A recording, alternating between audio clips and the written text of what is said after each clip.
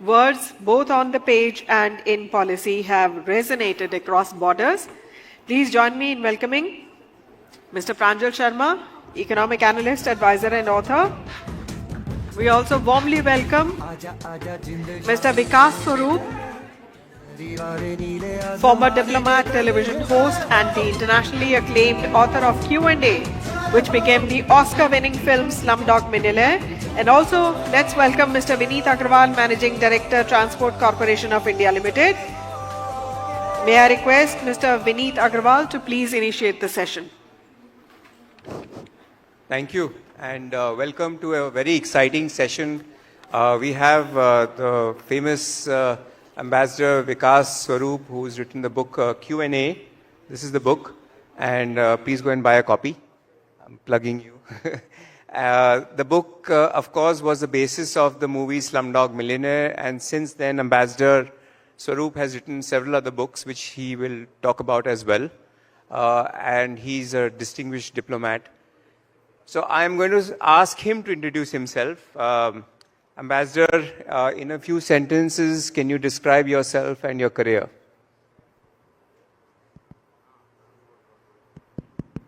Thank you, Vineet. This is the first time I have been asked to introduce myself. So maybe I can say that generally people call me a distinguished diplomat, but I think it's better that I call myself an extinguished diplomat. Because I retired from the Foreign Service in 2021. I am no longer a diplomat, can no longer be called Your Excellency, etc. And I would like to believe that, I am a writer. So perhaps that is, I used to call myself a diplomat who writes, but now I suppose I am a writer who used to be a former diplomat. That's all? That's all. Okay. Well, thank you. But also, to add to my identity, I am a husband and a father. Excellent. Thank you so much. So, in the book Q&A, there's a quote. The truth is the truth. And 2 + 2 is 4, even if you say 5. What is the power of storytelling in shaping public opinion, especially, the parallel narratives that run today for everything? Where do you think storytelling, what role does it have and what responsibility does it have? I think that's a very important question. Stories have been there since the dawn of mankind, I would say. There have been great societies that did not use the wheel, but there have been no societies that did not tell stories. Because stories are the medium through which we make sense of the world, and the rest of the world makes sense of us through the stories that we tell the rest of the world. So I think from that point of view, stories are very, very important. If you look at it in the Indian context, how much of our cultural consciousness, our psyches, are shaped by the epics, by the Ramayana and the Mahabharata, for instance. They are part of our storytelling tradition, the oral storytelling tradition. And even when we have very, let's say, complex issues, etc., they can be simplified through storytelling. Because even the All India Management Association, what are you all doing? Eventually, you are telling stories. Whether it is stories about management, stories about philosophy, whatever. All of us are telling stories. Because that's the best way by which we decode the world, we simplify the world, and we assimilate the world. So I think storytelling is very, very important, because without storytelling, the world would be too black and white. I think storytelling introduces that element of gray, introduces that element of nuance, which I think is very, very important in our everyday human interactions. And what about the parallel narratives that are being, talked about? Somebody talks about a conspiracy theory about something, and there's an alternative theory to things, and then you have social media that is using these narratives to their advantage. Correct. Maybe they're the false narratives, but so it's very confusing. No, I agree. But then if you remember, when I mentioned storytelling, I did not introduce the normative aspect. Some stories are good and some stories are bad. And I think both those kinds of stories will coexist. So it all depends, what is your mental makeup and what kind of stories you are more likely to believe. And if you believe the wrong kind of stories, you will have the wrong mental makeup. And I think that's the real problem today. I have said this publicly, that the biggest danger in our society today is not so much terrorists as the graduates from the University of WhatsApp, who are ready to believe every nonsensical forward that arrives in their mailbox, in their WhatsApp every morning, and they are ready to go to town with that, without verifying whether it is true or not. So I think that is very important. We all have to have a mental, digital fact-checking mechanism in our brains to understand what is true and what is false. Of course, the line between the two is blurring rapidly. When I was growing up, and I'm sure when Pranjal, you were growing up, what were we told? If it is in writing, if it's in print, it's true. But later on we realized that no, even if it's in print, it need not be the truth. It may be that particular newspaper's truth. It may not be the objective truth. Absolutely. In diplomacy, it is often said that if you're not on the table, you're on the menu. Correct. Absolutely. Right? So in the current situation, how should India, and we're all referring to tariffs, how should India engage in and I'm not talking specific with the country, or just saying generally speaking, how should India engage today? I think what you said is absolutely true. If you're not on the table, you're on the menu. And the good thing is India is off the menu, and we are on the table for quite a long time now. And particularly, I would say, since 2014, definitely we are on the table. Always India used to be said to be part of the problem. Now, increasingly, India is seen as part of the solution. And if you look at our leadership on the issue of climate change, for instance, if you look at our leadership on the issue of sustainable development, I think by all accounts, India is a very important voice in global affairs. And without India, without 1/6 of humanity, that what we bring to the table, I don't think the world would be able to progress as much as it can with India's voice there. So I think the consistent thing about India's foreign policy, right, I would say from 1950 onwards, has been strategic autonomy. That we can never be a camp follower of any big country. We have to have our own strategic autonomy. We have to follow our own path. And I think that is something that has remained consistent right through the change of government. And I think India should continue down that path. We cannot be blind camp followers. We have to see what is in the best interest of India. And the great thing about India is India's USP, and as a diplomat, I have experienced this firsthand. India's USP is we are the only country that can talk to everyone. USA cannot talk to Iran. Israel cannot talk to Palestine. But we can talk to everyone. Prime Minister Modi can hug President Putin in Moscow in July, and then hug President Zelensky in Kiev in August. No other country has that ability. So I think that is what we must build on. India is the consensus builder. India is the bridge builder. India is the country that can take everybody along. That is our strength, and I think we must continue to develop and hone that strength even further.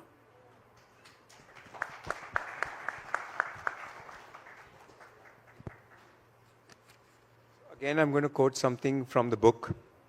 I reread the book very recently in preparation for this, and it says on page 179, I had only 50,000 rupees, but every rupee had a Technicolor dream written on it. And they are stretched out on a CinemaScope screen in my brain to become 50 million. I held my breath and wished for that moment to last as long as it possibly could, because a waking dream is always more fleeting than a sleeping one. Ambassador Swaroop, I think this is a feeling, I think, where we realize that how much India needs to be more inclusive. What were you thinking when you were writing this, or rather the book itself? So when I wrote this book in 2003. It went to the publishers also in 2003, but they decided to publish it as a big book in 2005. So I had to wait for the publication to happen. And my primary aim in writing this book was really to show that the greatest teacher in the world is life itself. Because the motivation to write this book came from the huge popularity of Kaun Banega Crorepati. We all know how popular that show became in India. At 9 p.m. when Amitabh Bachchan used to come onto the screens, people used to become positively antisocial. You couldn't visit somebody's house because they were watching the show. I was told weddings used to be stopped at 9 p.m. so that the guests could first watch Kaun Banega Crorepati and then the bride and the groom can do the peras. So it was that huge popularity of Kaun Banega Crorepati that motivated me to set a novel based on a quiz show. But of course, I could not use Kaun Banega Crorepati, Who Wants to Be a Millionaire, in my fictional universe. So the fictional show in my book is called Who Will Win a Billion? They're offering ₹1 billion as prize money. But the show is promoted by a group of cheats whose job is to tempt and titillate you with the top prize of ₹1 billion, but ensure that nobody wins it. So I'm sure if Vineet or Pranjal were to apply to appear on that show, they would get a reply, sorry, our computer is not accepting your nomination. But naturally, when the 18-year-old waiter applies to appear on the show, the producers don't bat an eyelid. They say, he's a waiter. He's never gone to school. How far can he go? Maybe he'll get out on the second or the third question, and we won't have to give our ₹1 billion. But this waiter stuns them by answering all the 13 questions that he's asked, because many of the questions pertain to his life itself. And that was the main aim in showing this. And this passage that you read out, in a way, look, I was delving into the underbelly of urban India. When I was writing this book, the first thing I must confess to you is I had no expectation of success. Because I was not writing about exotic India. I was not writing about the India of yoga and maharajas and palaces and elephants. I was writing about the seedy underbelly of urban India. And plus, I thought I was writing as an insider for insiders. So I thought only Indians would be able to relate to this book. So now that this book has gone into 47 translations, I mean, it's been the most gratifying thing for me that people from Mexico to Melbourne have related to this novel, because the underlying theme, as I later realized, is a universal one. And what is that theme? The theme is of the underdog winning. And that is a theme that I think resonates with every community, every culture. So the passage that you read out is really a reflection of when a poor man gets that much money, and this was written in 2003, maybe 50,000 rupees does not hold the same emotive significance in today's day, in 2025, as it did in 2003. Maybe 50,000 needs to be 5 lakhs or something like that. But still, 50,000 rupees in 2003 for a poor guy who was working as a servant in a film star's house, the kind of significance it holds for him, the kind of value it holds for him, the kind of dreams it allows him to dream, that now for the first time, I have economic freedom. I have the world in my grasp, and I can do anything I want with it. So that was the kind of emotion that I was trying to capture in that passage. The book is, you mentioned that it's about an underdog winning, it's drama, it's tragic comedy also, and it's also a love story in many ways. So in that sense, it's really a universal book that sort of covers many genres. But did you ever think that it was going to be that way? No. As I told you, I already answered that. I had no expectation of success. In fact, not success, but what you wanted to write in the book. Yes. This book, believe it or not, this will come as a surprise and a shock to many of you. This book was written in the last 2 months of my posting in London. This book was written in 2 months. And what has been published is my first draft. And I have never been to a creative writing workshop. I have never had English literature as my subject. So I hold myself as the ultimate inspiration for would-be writers. That if I can do it, you can do it, because I never had any training to be a writer. I approached the process of writing from the process of being a reader. I was always a reader. And if I could make the transition, anybody else can also make the transition. All you need is imagination and discipline to sit down and actually write it. So when I was writing this novel, it all came to me in one package, so to speak. That there will be a quiz show, there will be a contestant who has no formal knowledge, who has street knowledge as opposed to book knowledge, and these will be the thing is, on the surface, the book looks very easy. It's just a question and answer format. But actually, if you go deeper, it was a very complex book, because when I'm revealing the private life of my hero through the public spectacle of a quiz show, I have to follow the conventions of a quiz show. And every quiz show has a convention. Easy questions come first, the difficult questions will come later. The questions have to be a broad mix, popular culture, history, geography, countries and capitals, things like that. So I had to follow the conventions of a quiz show and ensure that there is an organic connection between the questions and the answers. It should not feel that, because he wanted this question to be answered, that's why he put this story. Many years ago, I'd gone to China and for the World Economic Forum conference, and when we were going in that city, there were lots of large flex screens that were put up, which was basically blocking all the poor areas when you're driving to your hotel from the airport into the city. The underbelly of India is very visible. And I think the transition of the book to a movie probably, if I may say so, exposed India in terms of whatever is our underbelly. Did you feel that it was the movie, though addressed it really, it shouldn't have done it so much? Look, the movie got into a lot of controversies, as we all know. Some people called it poverty porn. Some people said that, even Taj Mahal is shown through a layer of filth, etc. And it generated a lot of controversy in India. In fact, the Slum Dwellers Association of India actually filed a case against the producers and against me, saying that by calling your film Slumdog Millionaire, you are calling all of us who live in slums dogs. So the first thing I had to tell them was that please exclude me from this lawsuit because my book was called Q&A. It was not called Slumdog Millionaire. But then, the case actually went to trial. I think it was the Chennai High Court. And eventually the judge said, this is nonsense. There is no word called slumdog in the Oxford Dictionary. So this is a made-up word. And there is no question of, this case. So they threw it out. The Slum Dwellers Association of India lost the case. They immediately went and they purchased 2 dogs. And they named one dog Danny and one dog Simon. Danny for Danny Boyle and Simon for Simon Beaufoy, who wrote the screenplay.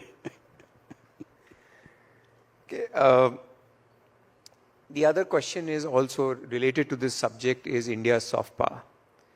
And we heard a little bit about it today in the minister's speech as well as, we talk about it a lot. We don't leverage it enough, clearly. Other than the ones that are most obvious, for example, yoga or spirituality or even Indian food, the Balti curry in UK. What is India's hidden soft powers? This is really an out-of-syllabus question. Okay, what is India's hidden soft power? Having been a diplomat for 35 years and having been posted to many countries where we had a large Indian diaspora, I would say the Indian diaspora is India's hidden soft power. The first of the many hidden soft powers that we have. Because the diaspora is now 36 million strong. We have 36 million people of Indian origin who are either Indian citizens, meaning they are NRIs, or they are persons of Indian origin living outside India. And the Indian diaspora has created a name for itself as a model diaspora because they rarely get into trouble, they rarely get on the wrong side of the law, and they really show their professionalism by their hard work, their commitment to family values, and above all, their commitment to the rule of law. And then, of course, the diaspora is now excelling because that generation which graduated from Indian IITs in the 50s and 60s or the 70s, they have now come to positions of real power and influence across the world. So I was just looking at some statistics. By some statistics, 10% of Fortune 500 companies have Indian origin CEOs. 16, of course, are very well known, but even many other smaller Fortune 500 companies have people of Indian origin as the CEOs. And I think they present a very tech-savvy, a very good image of India. Because no other country, I think, apart from locals, Americans would be CEOs of American companies. I don't think any other country can boast of as many people heading global multinational corporations as India does. So I think that is the first. The second, I would say, our epics. When Prime Minister recently went to Bangkok, he witnessed a performance of the Ramayana. And we don't realize that how much our Ramayana and Mahabharata has influenced cultural traditions all across Southeast Asia, even as far as Suriname and Mauritius, which of course has an Indian diaspora. But next month I'll be visiting the largest Hindu temple in the world. And it's not in India, it's Angkor Wat in Cambodia. So, all this, I think these are facets of Indian soft power, plus the fact that we are the birthplace of, 4 major religions, Hinduism, Buddhism, Sikhism, and Jainism. And the fact, most importantly, that we provide a model of syncretic coexistence among all the religions. I think that itself is India's greatest power. And what you mentioned earlier, that India can talk to anyone. Exactly. So, which is originating from this? Correct. Correct. In fact, in Jainism, you have a very famous philosophy called Syadvad. And Syadvad is a very amazing philosophy. Syadvad says, never ever make an absolute statement. because an absolute statement could be wrong. So always say perhaps. Perhaps what we are seeing is night. Perhaps this is an elephant. Do not make no, this is night. This is an elephant. Because if it is dawn, you do not know whether it is night or whether it is still, morning or not. And that's why, the fact that we had traditions like Syadwad, and the fact that Indian philosophy was such a massive tent that you had, on the one hand, you had Charvaks who said, Yavat jivet, sukham jivet, rinam kitva, ghitam pibet, as long as you live happily, even if you have to take debt, but butter your bread, and then you had the monism of Shankaracharya. So the very fact that we had such amazing philosophical traditions, which could attract people from all walks of life. I think these are all facets of Indian soft power which are not talked about as much as Bollywood and Bangalore and yoga and Ayurveda and these things are.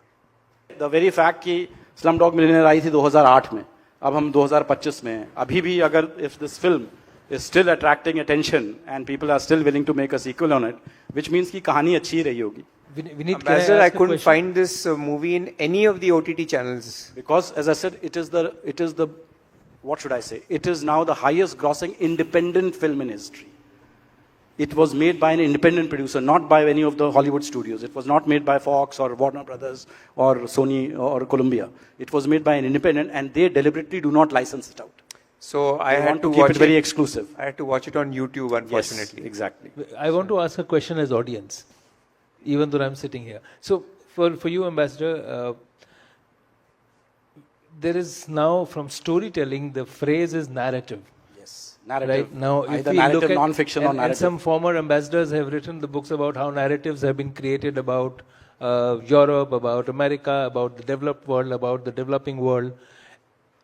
In that play, has the narrative about India improved?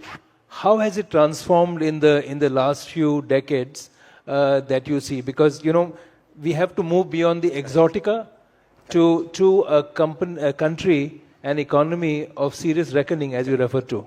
That's a very good question, Pranjal. In fact, very recently I addressed the IFS officers at the Sushma Swaraj Institute of the 2009 batch, and I spoke to them about the power of narrative. Because as an official spokesman of India, I can tell you one thing. If there is a wrong story, a bad story, you can counter it with another story. But countering a narrative is very difficult, because narrative is a combination of multiple stories. And that is what forms a narrative. So when I joined the Foreign Service in 1986, what was the narrative? The narrative was, India is a sleeping elephant. India is a country which is a flawed democracy, which is causing human rights abuses in Kashmir, which is not respecting the human rights of its population, and India needs to reform itself. I have myself sat in on several meetings where American diplomats used to come into the Foreign Secretary's office, and a corrupt, of course, and a corrupt country, and they would lecture us on human rights, on our closed economy, on all these things. And fast forward to 2025, what do we see? That has disappeared completely. In fact, now the whole world is quoting India because they see this as one of the world's largest markets. And India is now seen as a technological powerhouse. The fact that we have the third largest startup ecosystem in the world, we have 118 unicorns, that itself is a sea change from what India was perceived earlier. And I think that is where what we have shifted is what is called the Overton window. The Overton window is the window in which what is seen as acceptable and what is seen as not acceptable, and the Overton window has to change very gradually. And I think we have seen the Overton window change in respect of India. That India is no longer seen as a basket case, no longer seen as a country dependent on foreign imports, no longer seen as a country which is violating human rights. India is now seen as the world's largest democracy, a very progressive country, and a very dynamic economy. And I think all the old myths about India have disappeared completely. So, and then the other big changes which Vineet mentioned, blossoming of Indian soft power. The fact that chicken tikka masala was declared the national dish of Britain. And of course, it's not an indigenous to Britain at all. So that itself tells you that how much India has traversed. Today the fact that Bangalore is seen as the new Silicon Valley, the fact that Bollywood films have broken into the top 10, they are no longer seen as just diaspora entertainment. They are seen as mainstream entertainment. And I think Slumdog Millionaire had a very important role to play in that. So I think in all these, we are seeing India breaking barriers, India breaking boundaries, and India emerging as a very confident country on the international stage, which is part of the solution, no longer part of the problem. What next, Ambassador? Next, I think I'll follow up on Abha's brilliant idea, millionaire slumdog. Yeah. So my name is Astha. Astha, okay, sorry, Yeah. Astha's. Okay, So- Astha's very brilliant suggestion yeah. to write a sequel where, you see, the hero in my book, this is a big change. Many people don't appreciate this. In the film, the hero is called Jamal Malik. But in my book, the hero is called Ram Muhammad Thomas. Because you see, and there was a reason why I called him Ram Muhammad Thomas, because, you know, I wanted him to represent each and every street kid in India. And in India, the moment you tell your name, you tell so many things about yourself. You know, Pranjal Sharma, I know he's North Indian, he's Brahmin, he's Hindu, most likely he's a vegetarian. So, you know, 4 things I know about him just by his name. Yes, but sir. with a name like Ram Muhammad Thomas, you don't know. Is he from the north? Is he from the south? Is he Hindu? Is he Christian? Is he Muslim? What is he? He is India. He's the microcosm of India. Yes, sir. Thank you. I I'm agree sorry, to your we have point, to- sir. You So- please take it on the side. Thank you. Yeah, yeah. Thank you so much for this very valuable session, Ambassador. I'm sure there are a lot of questions. You can meet him on the side. He's available. But on behalf of AIMA, we want to really thank you for sparing your time and coming and talking to us. It's been very valuable. Thank you. Very much. Please join it was us. my in- pleasure entirely. Thank you so much. Our thanks to the esteemed moderator and the session speakers. May I now request Mr. Sharma to give his concluding remarks?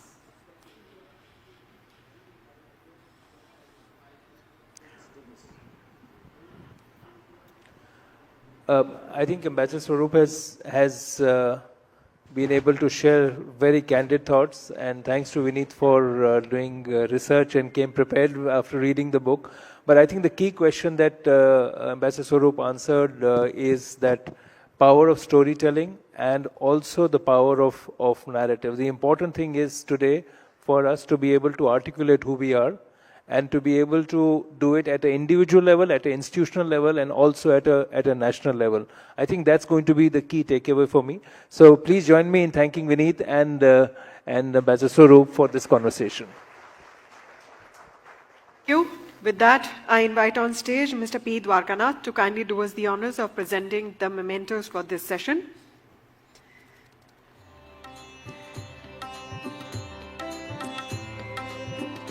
We present this memento as a token of our appreciation and thanks. Our thanks to Mr. Pranjal Sharma, Mr. Vineet Agarwal, and of course, Mr. Vikas Swaroop.